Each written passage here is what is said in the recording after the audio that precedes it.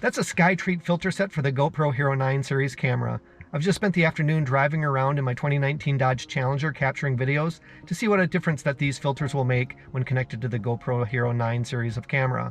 I brought along a friend's GoPro Hero 9 series camera for a side-by-side comparison, and I drove to a local dam to take some photos as well to see what a difference the ND1000 filter will make. Before we get to the comparison of videos and images that I captured this afternoon, let's take a look at the unboxing of the Skyreat Filter Set that I did earlier in the day. In this video, I will take a look at the Skyreat Filter Set for GoPro Hero 9 series cameras. This filter set contains a CPL filter and ND 8, 16, 32, 64, and ND 1000 filters. So let's go ahead and take a look at this box and see what's inside. I ordered these from Amazon. I'll put a link in the description below.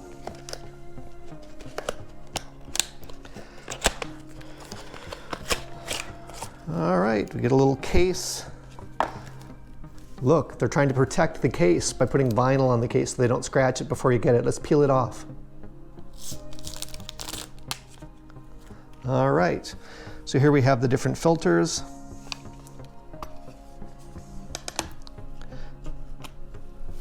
All right, I see what they're doing there. So they have this indented area in this foam to kind of capture the filter so they don't slide around. So Skyreat branding on the side of the filter and ND1000 filter.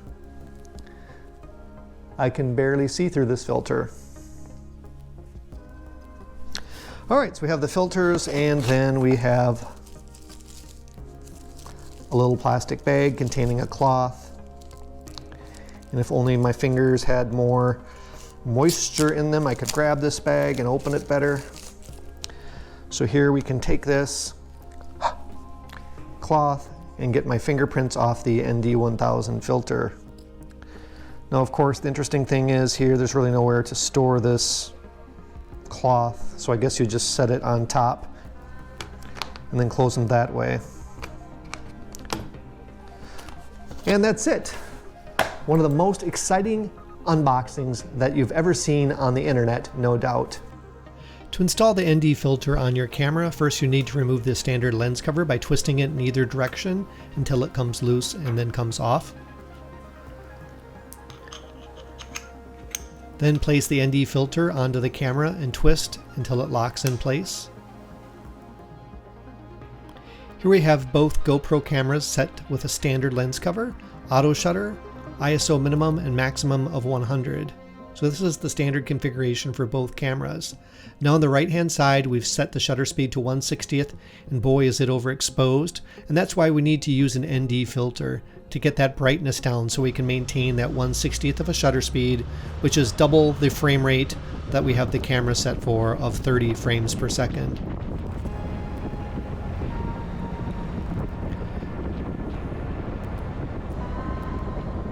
Now this ND16 filter on the right hand side turned out to be a little bit too dark, so here in post-production I increased the brightness just to illustrate if you pick the wrong ND filter, to a certain degree you can bring up the brightness or bring down the brightness to make it look more natural. Here we can see on the right hand side we have that more natural blur of the snow coming off the tires and on the ground. So it's considered to be more of a natural motion blur look when your shutter speed is twice the frame rate.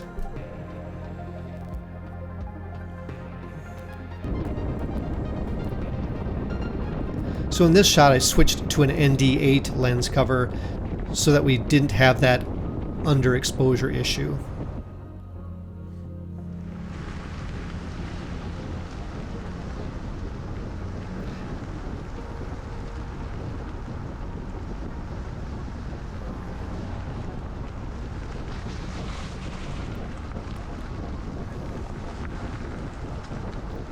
Here you can see on the ground there's more of a blur on the roadway and on the wheel itself, so it's more of a natural look of motion because of the lower shutter speed of 1/60th of a second.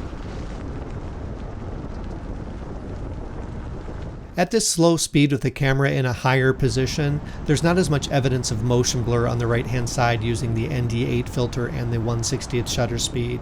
This partly might be due to the fact that it is an overcast day. Had it been a bright sunny day, the shutter speed on the left camera would have been much higher than the shutter speed on the right, so there might have been more of an evident difference. However, motion blur is still evident when we pause the video and look at a still image. The right-hand side does have motion blur occurring on the roadway, which is not present on the left-hand side. Here again at this higher position at highway speeds, we're not seeing very much blur due to the differences of the 1/60th shutter speed and the ND8. There's a little bit of blur, but not much. Again, had it been a bright sunny day, the blur would have been perhaps a little bit more evident.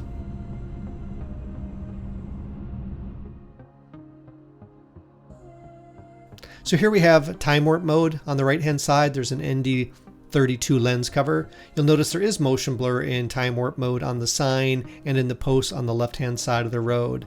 So adding an ND filter to a time warp does give a different look to the time warp, a little bit more motion.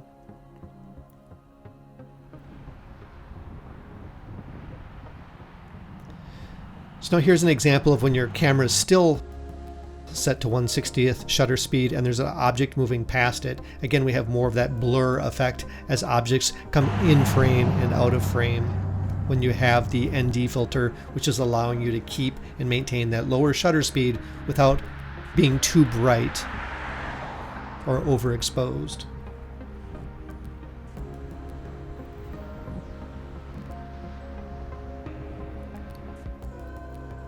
I'd made my way to this local dam. You can see in the top video that I used an ND32 filter. I did not choose the right filter. It probably should have been at least an ND16 filter, maybe an ND8 filter to expose it properly. But you can see the blur that's occurring in the water, and we can fix that brightness in post-production. You can see in this still image the more natural blur look of the water on the top. Here you can see the 2.5 exposure added in post brightens it up, so it is possible if you miss your exposure with the ND filter to compensate for that in post-production. Here's some sample images of the standard lens cover compared to an ND1000 lens cover. Note that to use the ND1000 lens cover requires night photo mode even though it's daytime. Using that mode allows the camera to expose for a longer period of time. Most of the photos with the ND1000 lens cover ended up underexposed because the camera did not choose a long enough shutter speed. So to fix that, you'll either need to manually set the shutter speed in the camera to get the correct exposure, or if that's not possible, or if it's easier for you, just go ahead in post-production and increase the exposure 1 to 2 stops.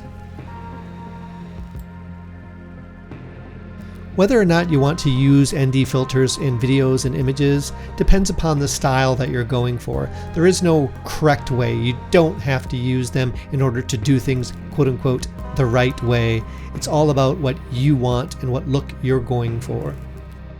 So there you have it, videos and images captured by two GoPro Hero 9 cameras side by side. One had the standard lens cover, the other had the Skyreat Filter Set. So what do you think about the differences that it made? Are filters something that you'll use on your GoPro Hero camera in the future? If so, make sure to comment below. If you don't already have a filter set for your GoPro 9 camera, go ahead and check out the link in the description below to the Skyreat Filter Set that I reviewed in this video. Thanks for watching this video to the end, and I hope you have a great day.